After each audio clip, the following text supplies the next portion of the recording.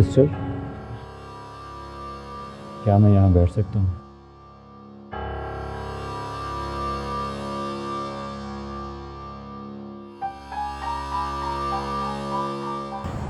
वैसे तो आजकल दौर नहीं किसी अनजान लड़की से बात करने का, लेकिन आप मेरे लिए अनजान नहीं क्योंकि आपने नर्स वाला ड्रेस पहना है। आप मुझे जानते हैं? हर इंसान एक दूसरे को जानता है एक इंसान होने की हैसियत से, फिर भी वो कहता है कि मैं तुम्हें नहीं जानता। जी हाँ, ये तो आप सही कह रहे हैं। इसलिए मैं आपको जानता हूँ एक इंसान होने की हैसियत से, और शायद आप किसी अस्पताल में नर्स हैं। थी, मगर अब नहीं रही। मुझे नौकरी से निकाल दिया है। तो फिर आप रो क्यों रही हैं? एक दर बंद होता है तो दूसरा खुल जाता है। मिल जाएगी नौकरी आपको। नहीं, ऐसा नहीं है। आप मेरे आंसुओं को नहीं जानते। अब तो मेरा आपसे डबल रिश्ता हो गया, क्योंकि आप सिस्टर हैं और उर्दू में हम सिस्टर को बहन कहते हैं। आप मुझे बता सकती हैं क्या करेंगे मेरे आंसुओं की दास्तान सुनकर? ज़्यादा से ज़्यादा हमदर्दी जताएंगे और चले जाएंगे, और कहीं बैठकर हंसेंगे। मैं आपके दुखों पर मरहम तो नहीं रख सकता, मगर आप मुझे सुनाने से आपके दिल का बोझ हल्का हो जाएगा। छोड़े सर जी, क्या फ़ायदा। आप घर नहीं गई, यहाँ पर बैठी हैं। कोई लेने आ रहा है आपको? कौन लेने आएगा? कोई भी नहीं है मेरा। मैंने आपको बहन कहा है। आप खुलकर मुझसे अपनी बात कीजिए एक भाई से।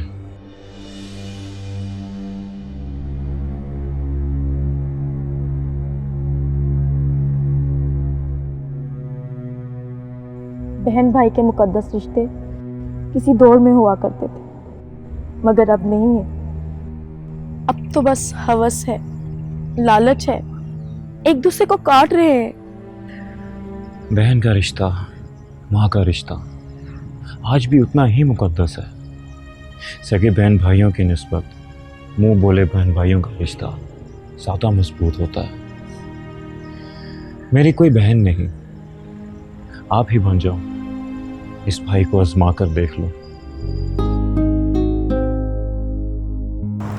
भाई आप अच्छे हैं, बहन मानते हैं मुझे, मगर ये ज़माना बड़ा जालिम है।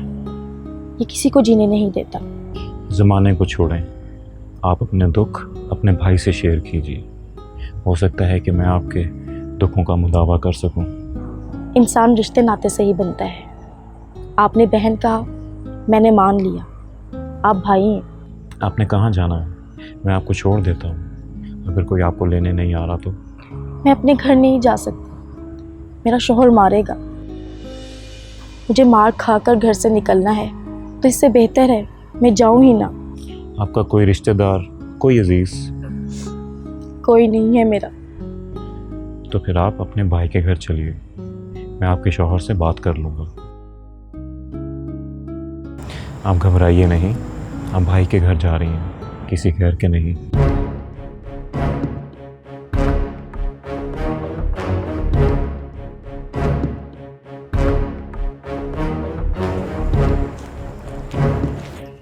आ जाइए, आ जाइए।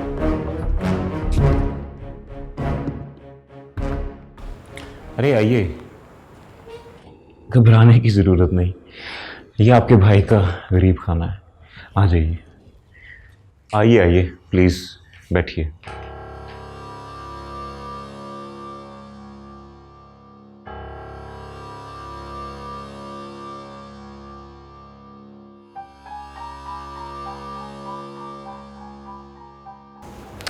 लीजिए, पानी पीजिए।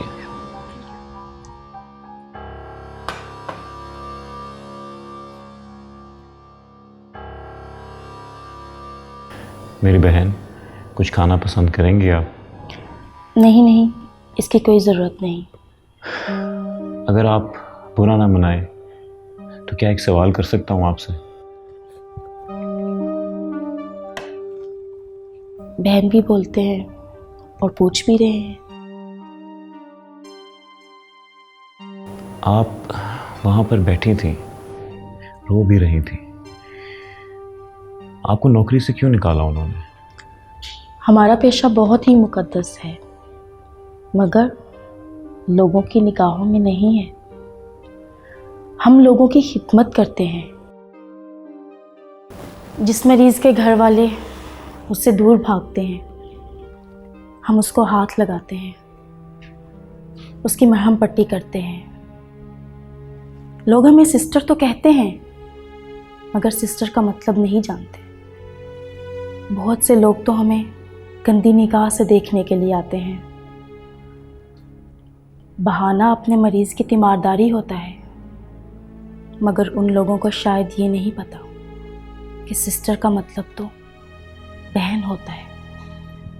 मरीज़ के साथ आते ही ये समझ रहे होते हैं कि शायद ये कोई और मखलूक है जो हर मरीज़ को अच्छे तरीके से देखे, हंसकर बात करे। हमें करना भी पड़ता है, मगर ये लोग शायद ये नहीं समझ रहे होते कि इन नर्सों का भी कोई घर होगा, इनकी भी परेशानियां होंगी, मगर उनको तो सिर्फ अपने से गर्ज है। ये तो सच है। अस्पताल में आने वाला हर शख्स बस यही देखता है। अगर ज़रा बराबर भी नर्स या डॉक्टर कुछ कह दें तो कहते हैं कि अमला अच्छा नहीं। और जो हमारे सीनियर्स हैं वो लेडीज स्टाफ को अपनी प्रॉपर्टी समझते हैं। उनको टाइम दे, उनके साथ रहें, और अगर किसी सीनियर का कहा नहीं मानो तो ड्यूटी से हटा देते हैं। जानबूझकर तंग किया जाता है। हमारे पेशे को मजाक समझा हुआ है।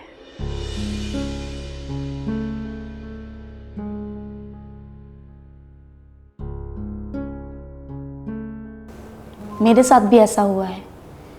मेरे स्टाफ का एक बंदा जो मुझसे दोस्ती लगाने के लिए कहता था,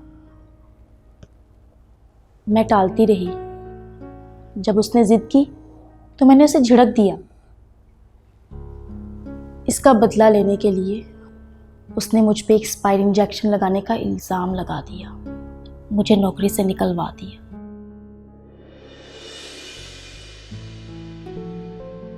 काश कि हमारी कौम को शऊर आ जाए। काश कि लड़कियां आज़ाद ताना काम कर सकें, आज़ाद इस मुल्क में घूम फिर सकें। काश कि मोटरवे पर ऐसे हादसात ना हो। काश कि बच्चियों के रेप ना हो। न जाने कब तक ये भेड़िए ऐसे ही आज़ाद घूमते रहेंगे। अगर हमारे मुल्क में सरेआम फांसी का कानून नाफिज हो जाए तो फिर कोई लड़की जॉब से ना निकाली जाए और ना मोटरवे पे किसी का रेप हो। मगर शायद ऐसा नहीं होगा। ऐवानों में बैठे हुए और अदालतों में बैठे बड़ी कुर्सियों वालों की बेटियों के साथ ऐसा नहीं होता। ये तो बस गरीब के साथ होता है और वो टीवी पे आकर बयान दे देते हैं। अगर हम सब यकजुबान हो जाएं तो बहुत कुछ बदल सकते हैं। हमें मजलूमों की ज़ुबान बनना होगा। माँओं को अपने बच्चों की अच्छी तरबियत करनी होगी और शौहरों को अपनी बीवियों का ख्याल रखना पड़ेगा। शौहर, मैंने भी शादी से पहले बड़े ख्वाब देखे थे। मेरा शौहर कमाएगा, काम करेगा और मैं घर पे बैठ के उसका इंतज़ार करूंगी, उसके लिए खाना बनाऊंगी। मगर मेरे ख्वाब सिर्फ ख्वाब रह गए और शादी हो गई एक जवारी, एक चर्स पीने वाले के साथ जो हद हराम था। घर वालों ने ख्याल ही नहीं किया। शादी के दूसरे दिन ही उसकी हकीकत खुल गई। उसको काम करने का कहो तो कहता है मेरी फूफी ने मुझ पे तावीज़ करवाए हैं ताकि मैं काम ना कर सकूं। हर नशा करने वाला यही कहता है, मेहनत से घबराते हैं ये लोग। मेरा शौहर भी ऐसा ही है। पहले दिन से ही उसने मुझे मारना शुरू कर दिया था। जब मैं सास ससुर के पास गई तो उन्होंने कहा अब तुम आ गई हो ना, इसको खुद ही ठीक करो। जब नशा नहीं मिलता तब ज़्यादा मारता है। जब बात हद से बढ़ गई तो मैंने नौकरी करने का सोचा। जब बाहर निकली तो हर बंदा चाहता था कि मैं इसे खा जाऊं। लोगों से बचते बचाते आखिर एक भले इंसान ने मुझे नर्स की जॉब दिला दी और इस तरह मैं अपना और अपने शौहर का खर्चा उठाने लगी। मगर लोगों की हवस ख़त्म नहीं होती। ये एक शरीफ औरत को शरीफ रहने नहीं देती।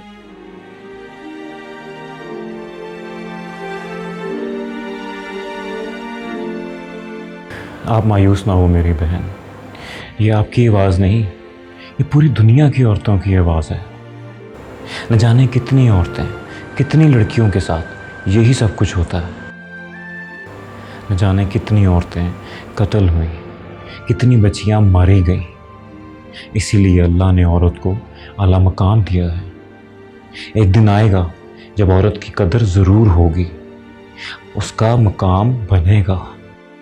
हमारा मज़हब भी यही कहता है कि औरत के हकूक़ मर्द के हकूक़ के बराबर हैं।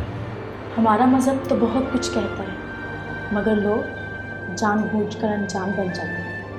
आप बेफिक्र हो जाओ, मैं आपके शौहर को बुलाता हूँ और मैं आपसे वादा करता हूँ कि आज के बाद वो कमाएगा और आप घर पर बैठोगे। ये एक भाई का बहन से वादा है।